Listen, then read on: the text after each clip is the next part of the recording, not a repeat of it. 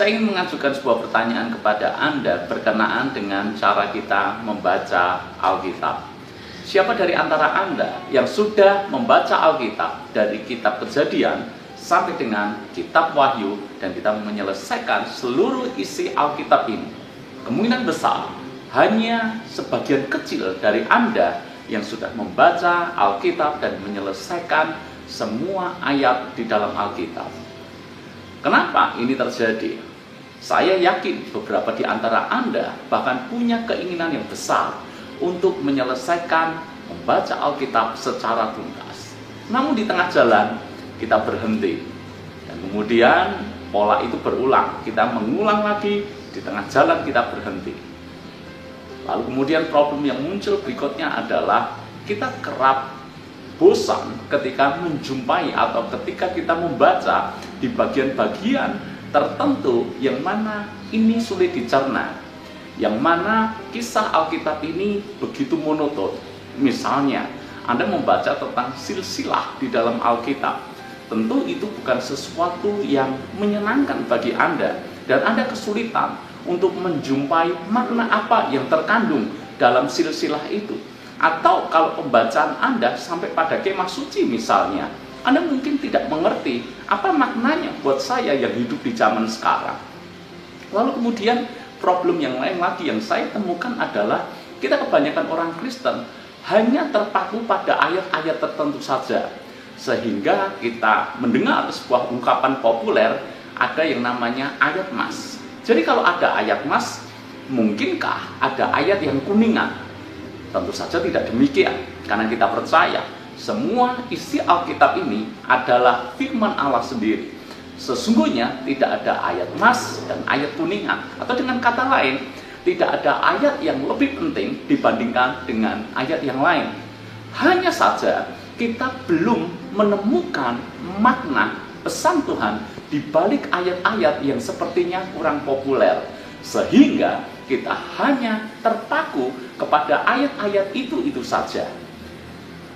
Bagaimana supaya kita semuanya bisa menggali, menemukan kekayaan isi Alkitab ini secara utuh?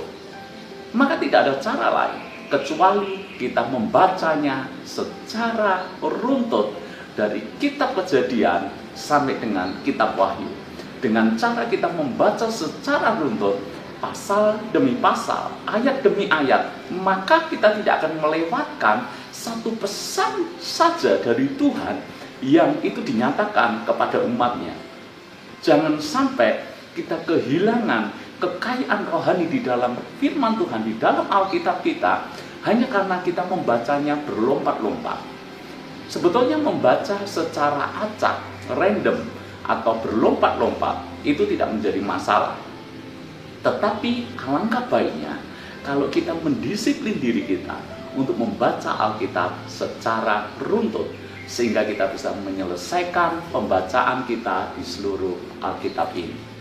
Ibu bapak saudara semuanya, mulai hari ini saya mencoba mengajak Anda untuk kita belajar Alkitab secara runtut. Karena itu program Everyday with Jesus akan kita lakukan atau akan kita lakukan pembahasan dengan cara membaca dari kitab per kitab, dari pasal per pasal, dan dari ayat yang satu ke ayat berikutnya. Satu hari kita hanya fokus kepada satu pasal. Karena itu selain Anda melihat atau mengikuti video ini, saya berharap Anda juga membaca Alkitab di rumah, menyelesaikan satu pasal per hari sesuai dengan video yang akan kita bahas sama-sama. Dan saya hanya akan membahas point of interest atau titik penting atau titik inti dari pembahasan dalam satu pasal itu, sehingga kita semua akan temukan Kejadian pasal 1 misalnya, apa makna pesan Tuhan yang kita bisa tangkap dan apa aplikasinya dalam hidup kita. Oke, mari kita mulai. Kita akan mulai hari ini dengan Kejadian pasal yang pertama. Kejadian pasal yang pertama ini merupakan kisah penciptaan alam semesta, bagaimana Tuhan menciptakan bumi serta isinya, termasuk manusia di dalamnya. Saya ingin membahas tentang bagaimana Allah menciptakan manusia. Firman Tuhan berkata di dalam ayat yang ke-26 dari Kejadian pasal yang pertama. Berfirmanlah Allah, baiklah kita menjadikan manusia menurut gambar dan rupa kita, supaya mereka berkuasa atas ikan-ikan di laut dan burung-burung di udara, dan atas ternak, dan atas seluruh bumi, dan atas segala binatang melata yang merayap di bumi. Jadi kita mengerti bahwa di dalam ayat yang ke-26, Tuhan menciptakan manusia. Ini spesial dibandingkan dengan penciptaan yang lain. Sebab ketika manusia diciptakan oleh Allah, Allah menciptakannya menurut gambar dan rupa Allah sendiri. Jadi manusia ini diciptakan sedemikian mirip dengan Allah, sedemikian persis dengan Allah, karena Allah yang menjadi pattern atau pola bagi manusia. Dan kalau kita membaca ayat yang ke-28, coba perhatikan baik-baik. Allah memberkati mereka, lalu Allah berfirman kepada mereka, beranak cuculah dan bertambah banyak, penuhilah bumi dan taklukkanlah itu, berkuasalah atas ikan-ikan di laut dan burung-burung di udara, dan atas segala binatang yang merayap di bumi. Kita menemukan di sini mandat pertama yang diberikan Allah kepada manusia. Kita temukan beberapa kata kunci. Kata kunci yang pertama adalah bertambah banyak. Kemudian kita juga membaca kata kunci memenuhi bumi. Lalu kemudian kita membaca juga menaklukkan. Kita membaca juga berkuasalah. Jadi kalau Anda mendengar kata menaklukkan, berkuasa, bertambah banyak, bukankah itu gambaran dari sebuah kehidupan yang maksimal? Sesungguhnya dari awal penciptaan, Tuhan menginginkan hidup Anda, hidup saya, bukanlah hidup yang biasa-biasa.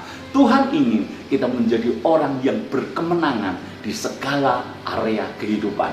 Bukan dikuasai, tapi kita berkuasa. Bukan dikuasai oleh dosa, tapi kita menguasai segala keinginan kita.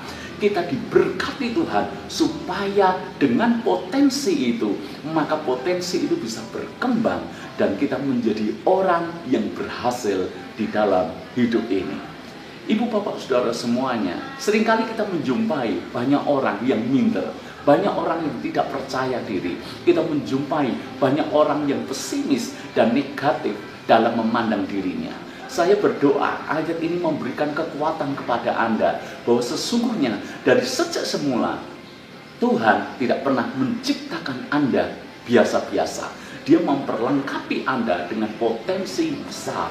Dia memperlengkapi Anda dengan potensi yang luar biasa, yang membuat hidup Anda hari ini harusnya memiliki kehidupan yang berhasil dan kehidupan yang berkemenangan. Apapun keadaan Anda hari ini, saya ingin mengatakan kepada Anda bahwa Anda bukan orang sembarangan, sebab Anda diciptakan menurut rupa dan gambar Allah. Ada potensi Allah yang dipercayakan kepada Anda. Di dalam diri Anda ada sebuah kemampuan ilahi yang membuat hidupmu berkemenangan di dalam Dia. Saya berdoa hari ini kita bangkit, kita memiliki iman dan pengharapan di dalam Dia, menjadi orang-orang yang berhasil, menjadi orang-orang yang diberkati untuk menjadi berkat. Hidup hanya sekali. Pastikan hidup yang sekali ini maksimal, karena kita mengerti untuk apa Tuhan menciptakan kita dan perlengkapan potensi seperti apa yang Tuhan percayakan kepada kita. Tuhan berkati.